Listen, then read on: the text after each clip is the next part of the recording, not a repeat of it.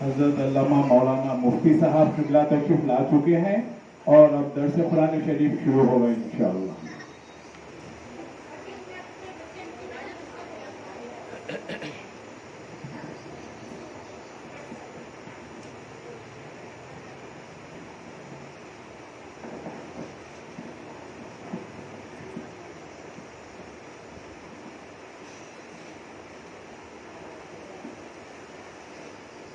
بسم اللہ الرحمن الرحیم نحمده ونصلي ونسلم على حبیبه الکریم الامین العزیز الرؤوف الرحیم وعلى آلہ واصحابہ الافضلین الاکرمین اجمعین اما بعد فاعوذ باللہ من الشیطان الرجیم بسم اللہ الرحمن الرحیم كيف يهدي الله قوما كفروا بعد إيمانهم وشهدوا أن الرسول حق وجاءهم البينات والله لا يهدي القوم الظالمين صدق الله العظيم۔ حصول برکت کے لیے دھیرے دھیرے درود شریف پڑھ لیجیے۔ اللهم صل على سيدنا وشفيعنا وحبيبنا ومولانا محمد معدن الجود والكرم وعلى آلہ الکرام وابنہ الکریم وآلہ واصحابہ وبارک وسلم صلی اللہ تعالی علیہ وسلم۔ سورہ آل عمران سورہ نمبر 3 کی آیت نمبر 85 تک کا درس ہو چکا ہے۔ پارہ نمبر 3 کا آخری ورق ہے، آخری پیج ہے، پھر چوتھا پارہ شروع ہو جائے گا انشاءاللہ۔ ماہ شوال آپ پر ہم سب پر سایہ فکر ہے، یہ بھی عظیم ماہ ہے۔ امید ہے کہ شوال کے روزے بھی آپ بہنیں مائیں بیٹیاں رکھی ہوں گی۔ ستہ شوال نہیں، ست پہلے تو 6۔ خدا کرے قبول ہو جائے اور توفیق دائمی برقرار رہے۔ سال بھر کے روزے کا ثواب اس میں بھی ملتا ہے، لیکن میں نے اس میں ایک اور مسئلہ بتانا یہ تھا کہ چونکہ ستہ شوال یہ نفل روزے ہیں، اگر آپ بہنوں میں سے کسی کے روزے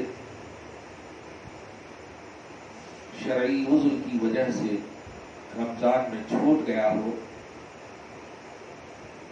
تو آپ اس نیت سے رکھیں، اس کا بھی ثواب ہوگا اور اس کا بھی ثواب ہوگا۔ یعنی قضا روزہ آپ پر فرض ہے، ستہ شوال فرض نہیں نفل ہے، تو رکھیں شوال ہی میں، 6 چھوٹے ہوں 7 چھوٹے ہوں 8 9 10 کے اندر جو بھی روزے چھوٹے ہوں وہ سارے روزے پہلے مقدم رکھیں قضا کی نیت سے جو رمضان میں چھوٹے ہیں۔ اللہ پاک قبول فرمائے۔ آیت نمبر 86 سے بغیر تمہید کے درس کا آغاز ہے۔ اللہ سبحانہ فرماتا ہے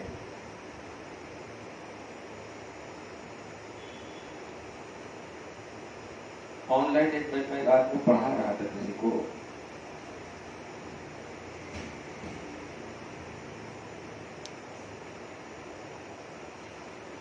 ایک بات جو میں آپ سے شیئر کرنا چاہتا ہوں، بڑی توجہ سے سنیے گا۔ کلام پاک سے اس سال میں خاص طور سے قرآن سے پیار کرو کا عنوان دے رہا ہوں۔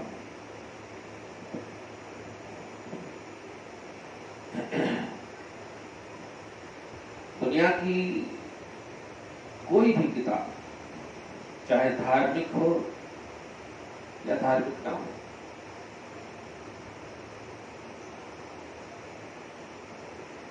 قرآن سے زیادہ پڑھی نہیں جاتی۔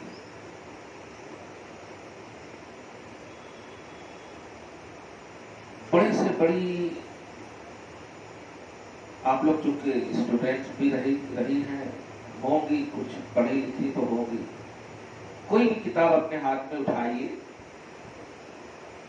شروع کیجیے پڑھنا، اگر سمجھ میں نہ آئے تو فوراً بند کر کے رکھ دیتے ہیں، فوراً بند کر کے اسے رکھ دیتے ہیں۔ کوئی پوچھتا ہے کیوں رکھ دی، سمجھ میں آ ہی نہیں رہا تو کیا پڑھوں، یہ کوئی بڑی سے بڑی کتاب آپ کے ہاتھ میں کیوں نہ دے دے، اگر وہ سمجھ میں نہ آئے تو آپ اسے پڑھنا بند کر دیتے۔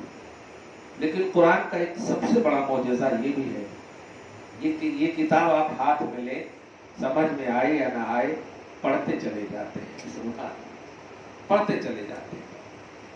یہ بہت بڑا معجزہ ہے، بہت بڑا معجزہ ہے۔ قرآن پاک کو پڑھوانے کا انتظام اللہ پاک نے فرما دیا ہے۔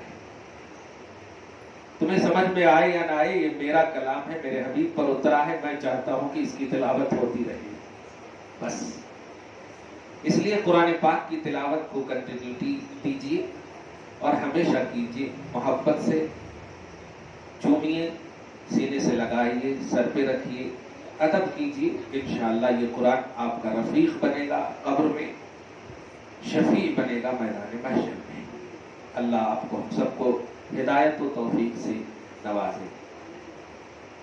کیف یہدی اللہ قوما کفروا بعد ایمانہم، کیسے اللہ تعالیٰ اس قوم کو ہدایت دے گا جس نے کفر کیا ہو بعد ایمانہم، ایمان لانے کے بعد۔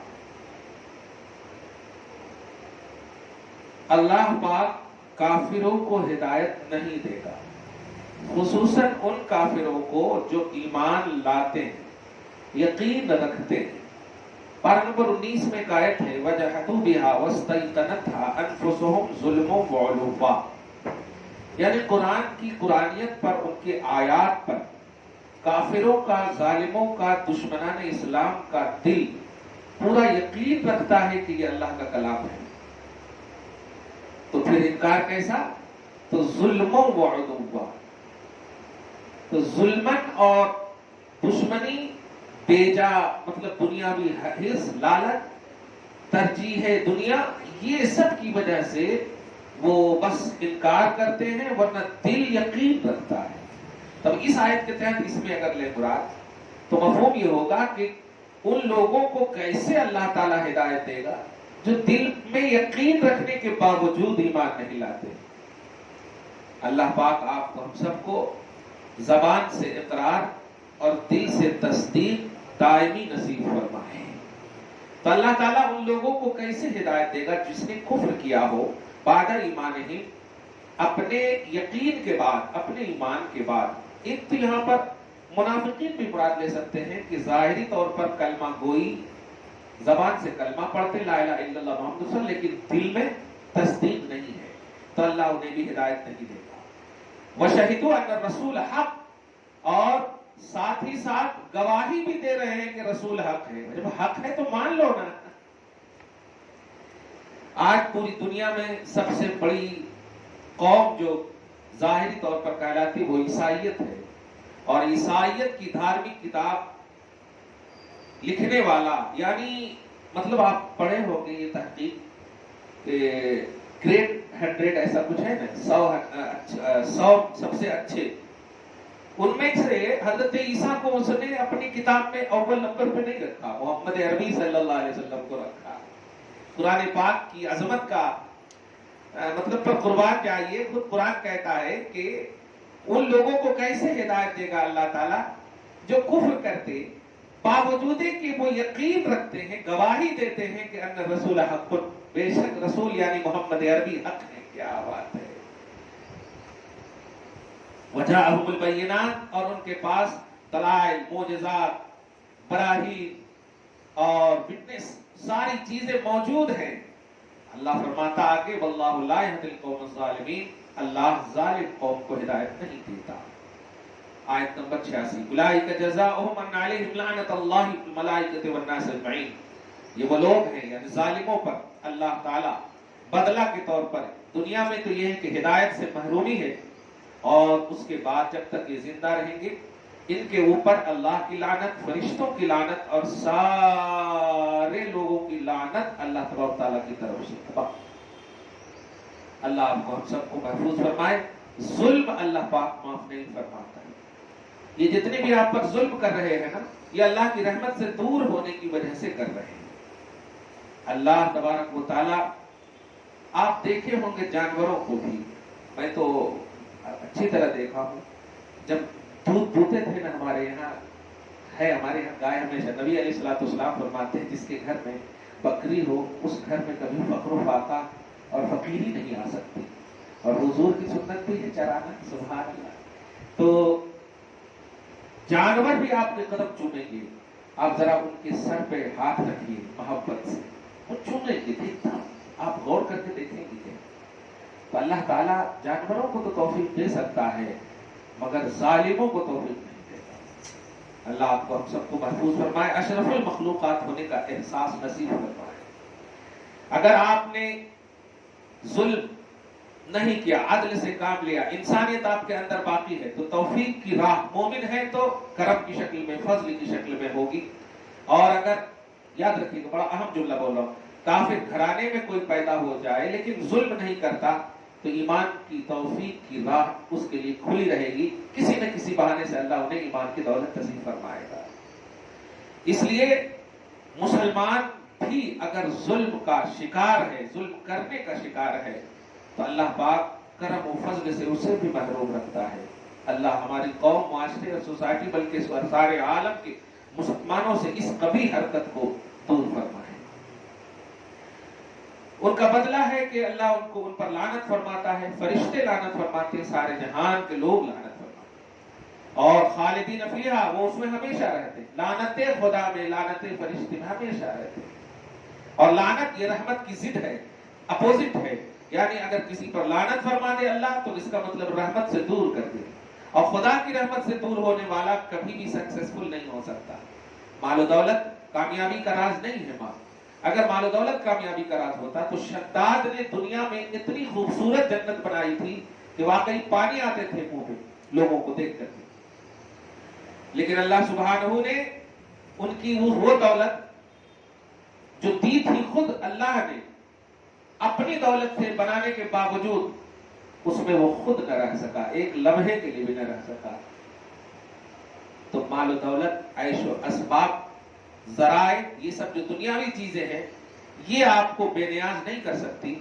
بے نیازی چاہتی ہیں آپ تو اللہ کی طرف متوجہ ہوں، اللہ کی رحمت کی طرف متوجہ ہوں۔ اللہ کا ایک کرم آپ کی دنیا و آخرت کی ساری دولتوں سے مطلب بھاری ہے اس پر۔ خدا کا کرم سب سے بڑی دولت ہے، خدا کی رحمت سب سے بڑی دولت ہے۔ اللہ پاک نے اپنے حبیب صلی اللہ علیہ وسلم محبوب اعظم کو رحمت بنا کر کے بھیجا، اس کو آپ سمجھیں۔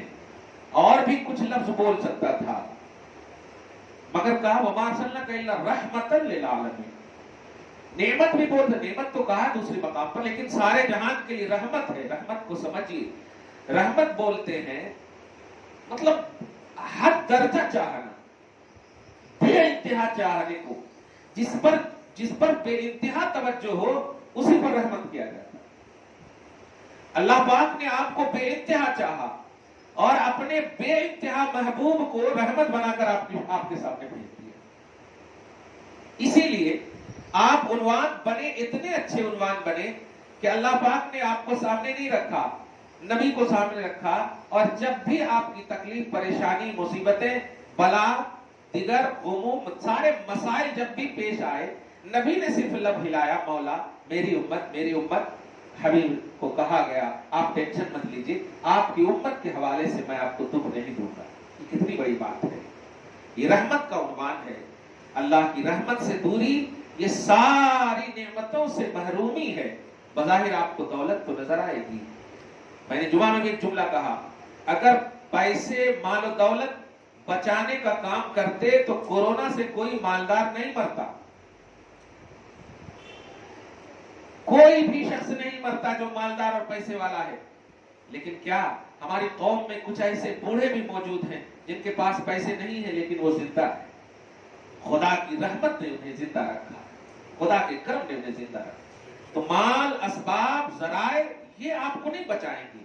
آپ دیکھیے نا، تبت یدا ابی لہب جب اترا تو ابو لہب ایک عنوان تھا صرف، لیکن اس کے ساتھ ساتھ آگے آپ کیا سنے ہیں؟ ما اغنا عنہ مالہ وما کسب، کہ ابو لہب کے مال نے اور اس کی کمائی نے اسے بے نیاز نہیں کیا.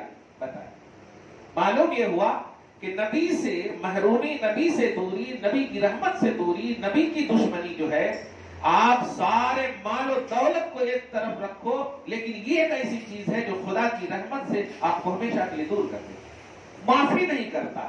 قارون کو دیکھیں، فرعون کو دیکھیں، دولتوں کے انبار ہیں، حکومت سیادت کا کیا نہیں ہے ان کے پاس، لیکن موسیٰ کی توحید نے انہیں محروم کر دیا. امت محمدیہ کی بیٹیوں، خواتین، توجہ رکھنا، خدا کی رحمت سے نزدیکی کا جو ذریعہ ہے، سب سے بڑا ذریعہ محمد عربی صلی اللہ علیہ وسلم، وہ سارے جہان کے لیے رحمت بن کر آئے. اس رحمت للعالمین کے کرم سے ہمیشہ جینا، کبھی بھی کوئی توحید نہ لانا، کیونکہ سب سے بڑا ظلم ہے شرک، تو ہے سب سے بڑا ظلم.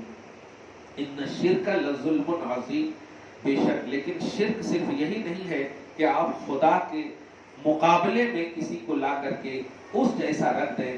شرک یہ بھی ہے کہ رسول کے مقابلے میں اس جیسا کسی کو لا کر رکھ دیں، جسے شرک پھر رسالت کہتے ہیں. رسول بھی بے مثال ہیں، جس طرح اللہ سبحانہ احسن الخالقین ہے. پارہ نمبر 18 میں یہ لفظ ہے کہ جتنے بھی معبود کا تصور ہو سکتا ہے دنیا میں، سارے معبود کو ایک طرف رکھو، خدا وحدہ لا شریک اس میں بے نیاز ہے، بے مثال ہے، بے نظیر ہے. احسن الخالقین. ایسے ہی ساری مخلوقات کو ایک طرف رکھو، محمد عربی صلی اللہ علیہ وسلم اس میں بے مثال ہے، اس جیسا کوئی نہیں. اس تصور میں جئیں گی، خدا کی رحمت سے قریب تر ہوتی چلی جائیں گی.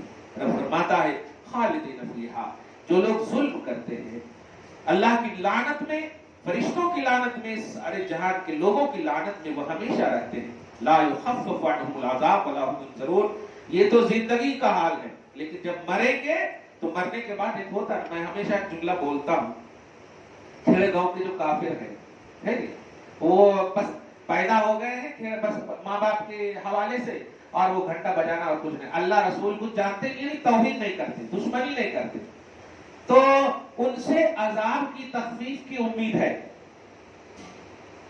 عذاب کی تخفیف کی امید ہے. ابو لہب کی وہ حدیث مشہور ہے نا، حضور صلی اللہ علیہ وسلم کی محبت میں صرف انگلی سے اشارہ کیا اور باقی صوبیہ کو آزاد کیا، تو ہر پیر کے روز ان کو پانی ملتا، دیکھا نا، تو عذاب میں تخفیف. اب ذرا سنیے، ایسے ہی جو ایک دم ایزی کافر ہیں، توحید نہیں کرتے، بس وہ پیدا ہو گئے ہیں، جہنم میں تو ہمیشہ رہیں گے، لیکن وہ عذاب نہیں ہوگا جو ظلم کرتے ہیں، جیسے آج کی موجودہ حکومت جو ظلم کرتے ہیں، جو ستاتے ہیں.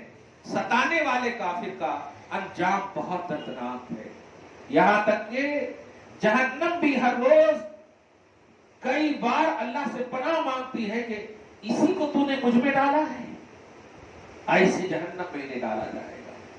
اللہ آپ کو ہم سب کو محفوظ فرمائے. لا یخفف عنہم العذاب ولا هم ینظرون، نہ تو ان سے عذاب میں تخفیف کیا جائے گا، ولا هم ینظرون، اور اللہ تو ان کی طرف دیکھے گا ہی نہیں. الا الذین تابوا، لیکن ایک راستہ نکلا ہمیشہ رکھتا ہے اللہ تعالیٰ. بے شک وہ لوگ جو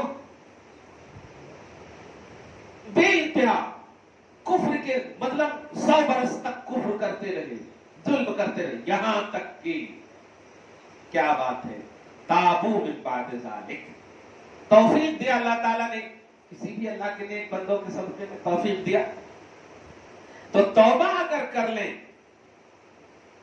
توبہ اگر کر لیں. آج دیکھے ہوں گے بڑے سے بڑے ڈاکٹر، آج بھی فرعون کی لاش کو دیکھ کر کے بہت سے ڈاکٹر نے ایمان قبول کیا ہے، نیٹ پر سب موجود ہے، کیونکہ اللہ پاک نے فرعون کے حوالے سے پہلے ہی فرما دیا تھا فَالْيَوْمَ نُنَجِّيكَ بِبَدَنِكَ لِتَكُونَ لِمَنْ خَلْفَكَ آیَةً، کہ تجھے یہ دریا جو ہے قبول نہیں کرے. وجہ، میں تجھے بعد میں آنے والی قوم کے لیے نشان عبرت بنا کر رکھوں گا، تیرے جسم کو ویسے ہی رکھوں گا، بے بدن، تیرے بدن کو نجات سے رکھوں گا.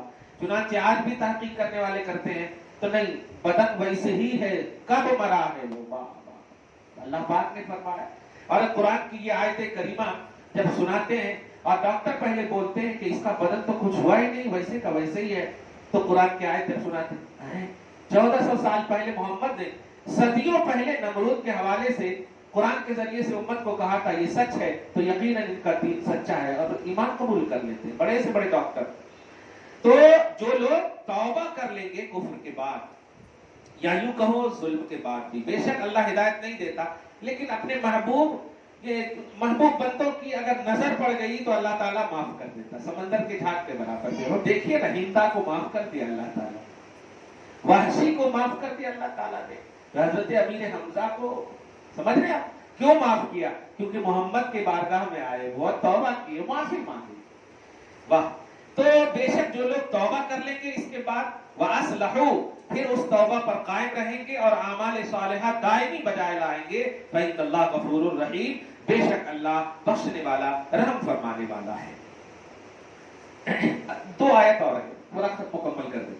إِنَّ الَّذِينَ كَفَرُوا بَعْدَ إِيمَانِهِمْ، لیکن سنو، کچھ لوگ ایسے چاپلوس قسم کے بھی ہیں نا، نام کے مسلمان، جیسے آج دیکھ رہے ہوں گے نا، ہے بہت سارے لوگ مسلمان نام کے ہیں اور مثال بھی دیتے ہیں، ان کی طرف بنو نا، ہم تمہارے کو انڈیا کی سٹیزن شپ دینے کے لیے تیار ہیں۔ اما انہیں خدا ہے، زمین اللہ کی، مرتا تو ان کو خود زمین نہیں ملتی اور انہوں ہمارے کو زمین دینے کی بات کر رہے ہیں۔ خیر اللہ غارت فرمائے، ان الذین کفروا بعد ایمانہم، لیکن جو لوگ ایمان لانے کے بعد پھر کفر کریں گے، ثم ازدادوا، پھر کفر میں وہ بڑھتے جائیں گے، لن تقبل توبتہم، تو ایسے لوگوں کی توبہ بھی قبول نہیں، توبہ بھی قبول نہیں، وَأُولَٰئِكَ هُمُ الضَّالُّونَ، اور یہ لوگ ہمیشہ کے لیے گمراہ ہیں۔ ان الذین کفروا وماتوا وهم کفار، بے شک وہ لوگ جو کفر کیے، وماتوا، اور اسی حال میں مر گئے، کفر کی حالت ہی میں مر گئے، فَلَن يُقْبَلَ مِنْ أَحَدِهِمْ مِلْءُ الْأَرْضِ ذَهَبًا، کیا بات ہے، وہی بات، تو اللہ تعالیٰ ان میں سے کسی سے بھی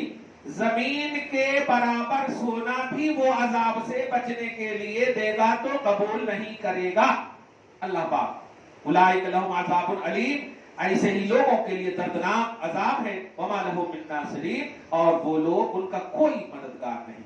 پوری یعنی آیت نمبر 86 سے لے کر 91 تک پوری، مطلب پارہ نمبر 3 مکمل ہو گیا ہے۔ پورے کا خلاصہ یہی نکلا ماں، اپنے سینے کو توحید اور رسالت سے، اللہ کی محبت، رسول کی محبت، قرآن پاک کی محبت سے، نبی پاک کی محبت سے، حضور رحمت للعالمین، اور آپ سب عالم میں رہتی ہیں، لہذا اللہ نے جب اپنی سراپا رحمت بنا کر کے حضور کو بھیجا تو خدا کی رحمت سے لو لگانا یہ ہم سارے عالم کے مرد عورت ساری مخلوق کی ذمہ داری ہے۔ اب چاہیے کہ خدا کی رحمت سے قرب حاصل کرنا ہو تو اللہ پاک نے جس کو سراپا رحمت بنا کر بھیجا ان سے لو لگائیں، اور ان سے لو لگانا کیا ہے؟ آپ کو بس 5 وقت کی جو آپ نماز پڑھتی ہیں الحمدللہ، یہ تو تسبیح خدا، یہ عبادت خدا ہے، اور رحمت للعالمین سے لو کا کیا ہے؟ ان کی بارگاہوں میں درود کا نذرانہ، ان کی بارگاہوں میں ان کے جیسا کسی کو نہ سمجھنا، رسپیکٹ اور احترام کی انتہا کر دیں آپ، خلق میں ان سے زیادہ کسی سے پیار نہ کیا جائے۔ قرآن کی سینکڑوں آیتیں کریمہ ایسی ہیں، اللہ پاک نے جا بجا فرمایا، تمہارے ماں باپ، تمہارے بھائی، تمہاری بیویاں، تمہارے قبیلے، تمہارے خاندان، تمہارے فلائٹس، تمہارے مکانات جن سے تم خوب محبت کرتے، تمہاری انویسٹ کی چیزیں، تمہاری تجارت کے مال، یہ سب ایک طرف، اگر تم ان سب سے زیادہ پیار کرتے ہو میرے حبیب کو چھوڑ کر کے تو انتظار کرو عذاب الہی کا، اور اگر ان سب کو چھوڑ کر کے، چھوڑ سے مراد یعنی چاہے باپ ماں ہو، خاندان ہو، اقربا ہو، اعزا ہو، بیویاں ہو، بھائی ہو، بہن ہو، سارے رشتے کے محبوب ترین پہلو ہو، اور مال ہو، اپارٹمنٹس ہو، گھر ہو، مکان ہو، تجارت کی چیزیں ہو، بیلنس ہو، کیش ہو، سب چیزیں ایک طرف، لیکن جب بات نبی کی آئے تو وہ سب بھول جائیں، ہم نبی کو مقدم رکھیں تو اللہ پاک ایسوں پر اپنی رحمت دائمہ عطا فرماتا ہے، ایسوں کو رحمت دائمہ۔ نبی کی بات آئے، ایک بات بڑی اہم کہہ رہا ہوں، جب اذان کان تک آپ تک آئے سب کام چھوڑ دو، کچن میں ہو بند کر دو گیس سلنڈر، اللہ تبارک و تعالیٰ کی طرف بلانے والے مؤذن کے ایک ایک لفظ کا جواب دو۔ تم مسجد نہیں جا سکتی صحیح ہے، لیکن خدا کی تعظیم تو کرنا تمہاری بھی ذمہ داری۔ آواز اگر آئے، آج اذان پر کون آواز کر رہے کیا؟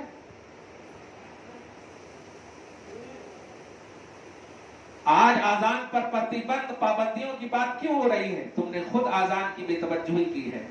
تم کچن میں پکوڑے تو تل رہی ہو، کچن میں کھانے تو بنا رہی ہو، مؤذن حی علی الصلاۃ حی علی الفلاح کہتا ہے. کیا تم مومن نہیں ہو؟ آزان کا جواب دینا واجب ہے.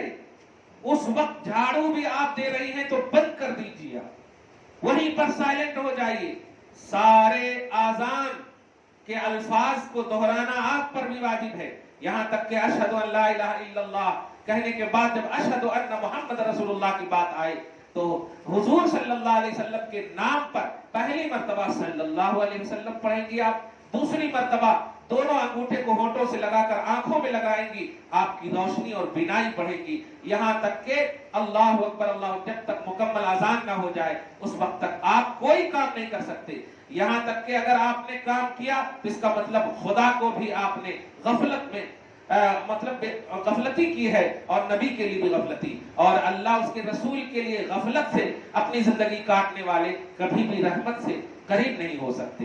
لہٰذا اس بات کو دھیان میں رکھیں کہ خدا اور رسول کو ہر حال میں مقدم رکھیے، پیار کیجیے، نماز کا دائمی اہتمام کیجیے.